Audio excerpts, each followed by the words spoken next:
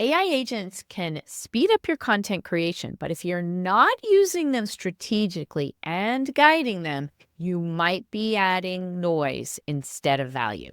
I'm Kristen Poborski, and today I want to talk to you about how I work continuously with my team of AI content creation agents and automation. While they're a great time saver, they definitely need to be monitored and tweaked here and there, just like members of my live team. So, if you're curious about how they can help you create better content that engages and turns your audience into leads and customers, you're going to want to stick around today because I'm going to share with you exactly behind the scenes what it's like working with my team of AIs and how and when they need guidance and feedback, just like those members of my team. But the good thing I want to let you know is they're easy to tweak, and it's only here and there that you need to do it. And most often, they don't have a lot of bad habits, but they can start doing things that you don't expect them to do. So I just really want you to know, while AI agents are phenomenal time savers and they do a great job, you can't just let them go and go without overseeing them. So AI is really here, and my team of agents is no exception. It's here to enhance, but not take over the entire process. So I want to just go through how they fit into your content creation workflow. So I want to talk a little bit first about the micro tasks that they can automate for you right now. And they're really here to handle specific content tasks, right? They can process, generate, refine, even distribute your content based on your preset instructions. They're great at researching topics, competitor content analysis. They can draft your blog posts, captions, email sequences, even ad copy. They can do grammar correction, paraphrasing, SEO optimization, repurposing into blogs, social media posts, video scripts, and newsletters. But the thing is, if you want them to sound like you need to create a video and give them really good copy from your transcript to work with. And you need to train them how to sound like you.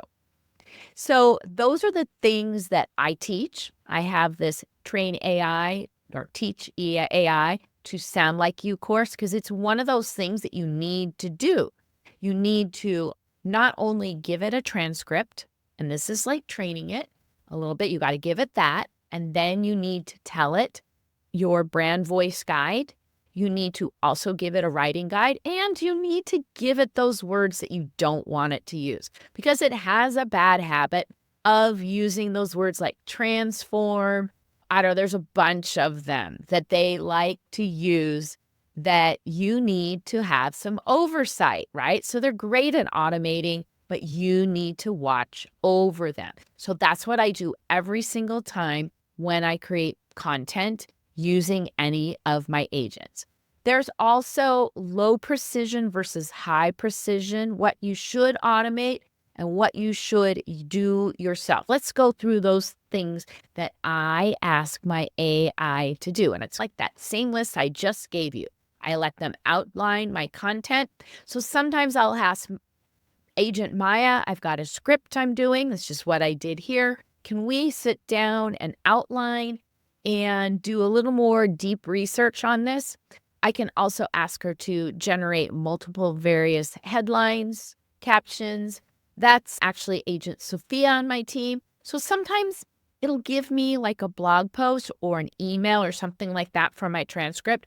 I'll go back over into Claude where I have Agent Sophia right there to have a little conversation with. Say, you know what? I don't really like these. Can we come up with some more? Here's the blog post. I give her a lot of context, and she does a lot of really good brainstorming ideas. So we'll go back and forth and come up with a title or a subject line or things like that. She's also really good at giving me a first generation blog post. So what I'll do then is I will get the blog post. I'll go in, do a little tweaking here and there, And if there's something that doesn't feel right, I'll go back over to her and work through it a little bit more. They're also really good at taking your social media content and distributing it across platforms. That's Parker. I have him on my team, and he's my publisher agent. I can just tell him, okay, here's this list of things that I've improved. This is when I want you to publish it, and he publishes it right for me.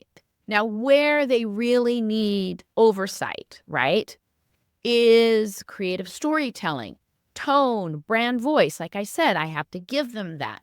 And when they are fact checking, I will then go in and use a whole nother GPT to go and fact check. And then I will actually add that into my content. If I'm looking for statistics, I'll go to ChatGPT and ask for sources, or I'll go to Perplexity or even to Gemini, where I will get that stuff. I just know where to go. My agents, they're not always really good at that, but I have other tools that I can actually find that stuff and give it to them. Then they will tweak it and make it sound amazing.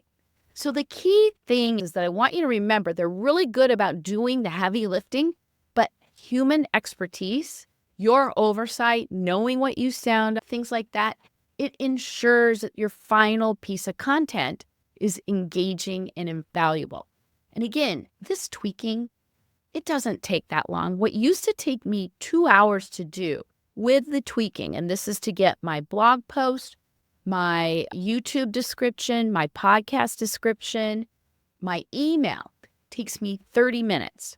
The AI does it like in 5 minutes, but I like to go and tweak and do a few more things, so max 30 minutes. So 2 hours to 30 minutes with a few tweaks, it's totally worth it.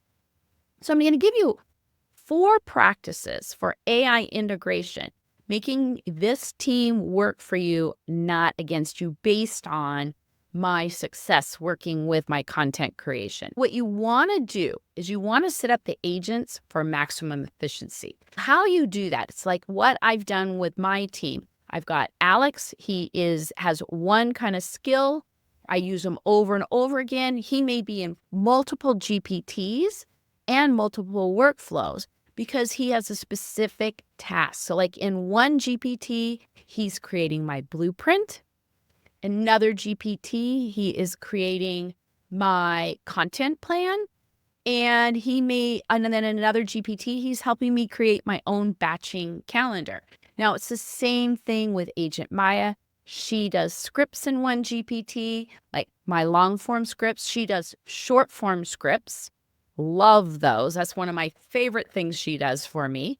And that's a whole nother GPT. So what you really want to do is have a team that you make up, like I've done, like you want to do that, and you want to set them up with smaller tasks. And then you're able to craft detailed and structured prompts, and you'll get better results, right? One thing. So think about one thing. It's like having a standard operating procedure and giving them a task, and they do that, each one.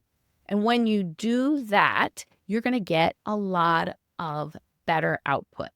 What you want to do also is just not over rely. You got to spot check up.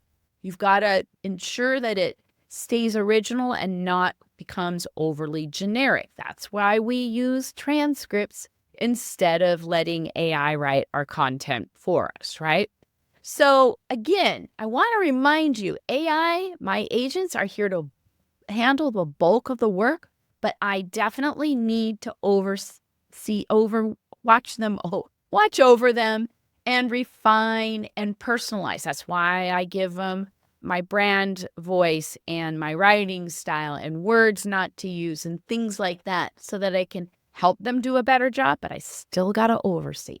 So let's talk about now step number 5 that I like to do with them, and that is to monitor and improve agent performance. So the other thing I want to let you know is that while my team is very strong, they're just like humans. You've got to oversee them. And when you know you need to make a change because something might not be working, like the other week, ChatGPT had a major upgrade. And then all of my GPTs started going, doing all kinds of weird stuff. I've even noticed that in Claude, they seem to want to stop, ask me to, can they go further? They're doing that in my automation, so I don't want them to do that. So I had to change my prompts to say, go through the entire prompt when it comes to my automations, because I know those work, but I'm consistently looking at the output and tweaking them so that I improve my output on my automations. Same thing with my GPTs. I'm constantly monitoring and changing them. A good example is my favorite, my short form video script writer. I got a tip from one of my buddies on how to add another script to get it out of there. He gave me a prompt today. So what am I going to do? I'm going to go into that GPT and add the instructions so that now, she's really great. She gives me 20 short form scripts. Now I'm going to get 30 because I have another way to have her think and look at my content and come up with another 10 scripts for me to have. And she is amazing. And I use her all the time. I'm constantly looking at her feedback and her content. And there may be days where she gives me content.